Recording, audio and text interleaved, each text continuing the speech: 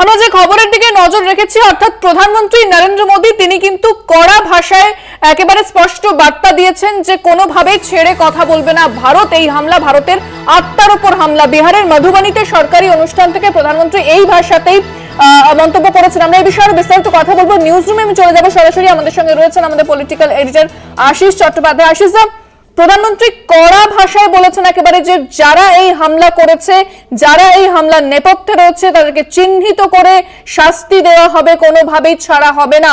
আমরা গতকালই দেখেছি যে কূটনৈতিক পথে ভারত হেঁটেছে এবং সেখানে কড়া পদক্ষেপ করেছে, তবে আজ কিন্তু প্রধানমন্ত্রী একেবারে স্পষ্ট করে দিয়েছেন। ইন্দ্রাণী, দেখো, একজন মানে মূলত জননেতার মতো আচরণ আজকে করেছেন, যে আচরণ তার থেকে প্রত্যাশিত।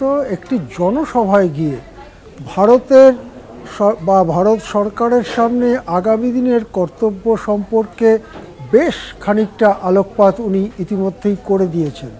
আমাদের মনে রাখতে হবে ইন্দ্রাণী, যে আজকে খানিকক্ষণ পরে কেন্দ্রীয় সরকারের পক্ষ থেকে সর্বদলীয় বৈঠক ডাকা হয়েছে। সর্বদলীয় বৈঠকের আগে সর্বদলীয় বৈঠকের কি এজেন্ডা তার একটা রূপরেখা কিন্তু একটু আগে বিহারের মধুবনীতে একটি রেল প্রকল্প উদ্বোধন উপলক্ষে নরেন্দ্র মোদী বলে দিয়েছেন। তিনি বলেছেন, পরপর কথাগুলোকে যদি একটু স্মরণ করার চেষ্টা করি, তাহলে তিনি বলেছেন যে পহেলগামের হামলা পর্যটকদের ওপরে নয়, এই হামলা আসলে ভারত আত্মার ওপরে। তিনি বলেছেন যে এর আগে পুলওয়ামাতে যে হামলা হয়েছিল তার থেকেও বড় এই হামলা। তিনি বলেছেন যে কার্গিল থেকে কন্যাকুমারী, সাধারণত আমরা কাশ্মীর থেকে কন্যাকুমারী এই কথাটা ব্যবহার করে থাকি, আজকে প্রধানমন্ত্রীর যে ভাষা সেটা ছিল কার্গিল থেকে কন্যাকুমারী পর্যন্ত আমাদের দুঃখ একই রকম। এবং তিনি তারপরে যা বলেছেন সেটা সরাসরি মানে শাস্তি দেওয়ার কথা তিনি বলেছেন। তিনি বলেছেন আতঙ্কবাদীদের চিহ্নিত করা হবে, তাদের শাস্তি দেওয়া হবে। শুধু আতঙ্কবাদী নয়, আতঙ্কবাদীদের মদতদাতাদের শাস্তি দেওয়া হবে। এই আতঙ্কবাদীদের মদতদাতাদের শাস্তি দেওয়ার কথাটা যখন তিনি বলছেন, তখন তিনি হঠাৎ ইংরেজি ভাষায় কনভার্ট করে যান।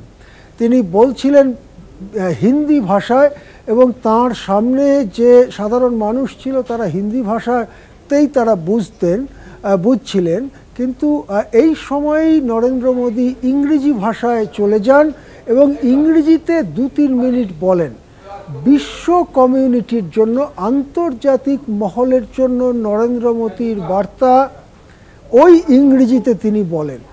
তিনি বলেন যারাই মানবিকতায় বিশ্বাসী তারা এই সময় ভারতের পাশে থাকুন। এই সময় মানে কোন সময় সেটা হয়তো একটু পরে পরে আমরা বুঝতে পারবো। যা পহেলগামে ঘটেছে তারপরে ভারত সরকার ইতিমধ্যে কিছু ব্যবস্থা নিয়েছে, কিন্তু আরও কিছু ব্যবস্থা এখনও নেওয়ার আছে। যা নেওয়ার আছে সেই তাস আমরা এখন দেখতে পাচ্ছি না, কিন্তু হয়তো গতকাল ক্যাবিনেট কমিটি অন সিকিউরিটিতে সে ব্যাপারে একটা বোঝাপড়া হয়েছে। একটু বৃহত্তর বোঝাপড়ার জন্য আজকে সর্বদলীয় মিটিং ডাকা হয়েছে।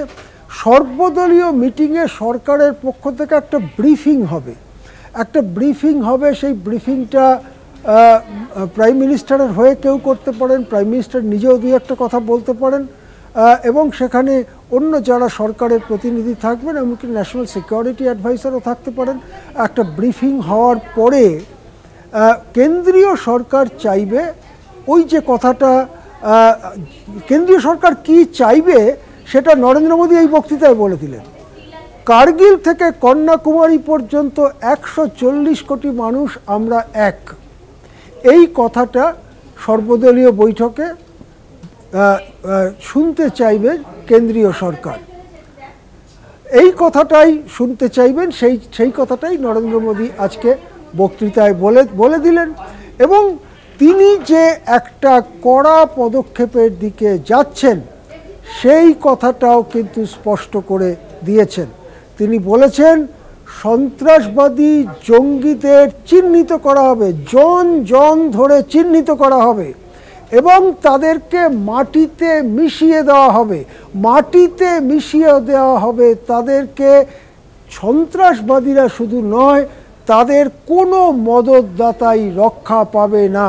এই কথা বলে আগামী দিনের একটা রূপরেখা প্রধানমন্ত্রী দিয়ে দিলেন। সেই রূপরেখা অনুযায়ী আজকে সর্বদলীয় বৈঠক হতে চলেছে।